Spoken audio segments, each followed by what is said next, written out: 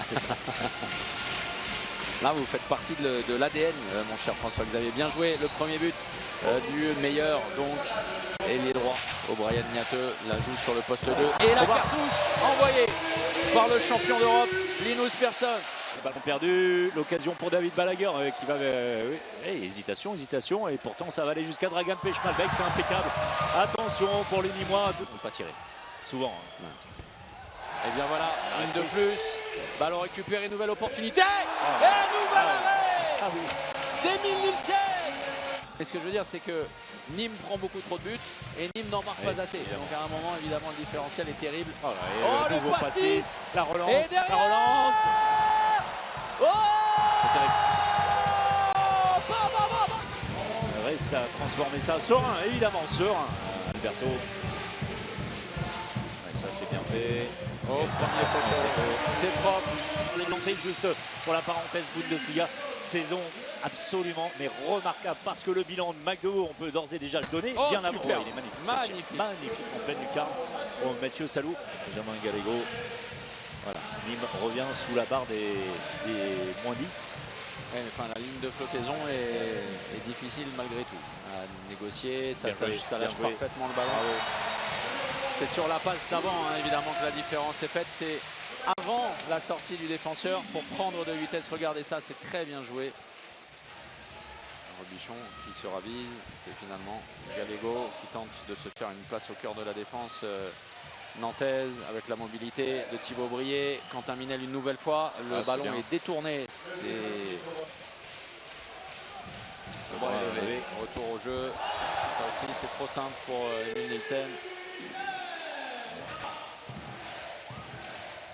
Il y a, semble-t-il, plus d'agressivité. Le pastis de Théodore Paul sur la tentative d'Emeric Min.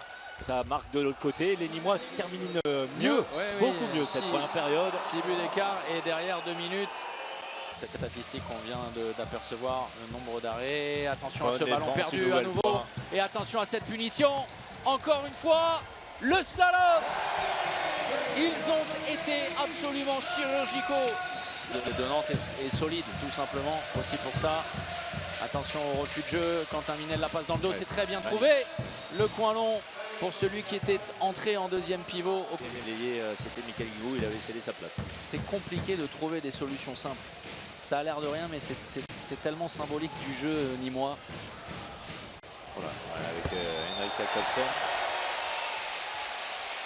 Et bien, Théodore Paul a laissé sa place à celui qui a officié en début de rencontre, Rémi Desbonnets. Gibernon qui marque en première intention, bien servi. Perse, Rémi Desbonnets. Rémi qui court derrière son premier arrêt, toujours. Hein. Et bien voilà, Emile Nielsen qui avait besoin d'extérioriser au quart d'heure de cette seconde période de la bretèche hors secteur. Le ballon est lâché et qui échappe à la vigilance. Ce tir de Pedro Portela, de Rémi Desbonnets. Une onde à peine qui a fait vibrer l'océan tranquille sur lequel a navigué les Nantais. On navigué les Nantais, oui. Le but de Baptiste Bonnefond.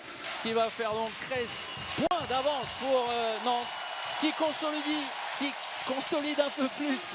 Vivement que ça se termine. Sa deuxième place et qui désormais a tiré le rideau rouge sur son entrée en Ligue des Champions. Victoire 39-28.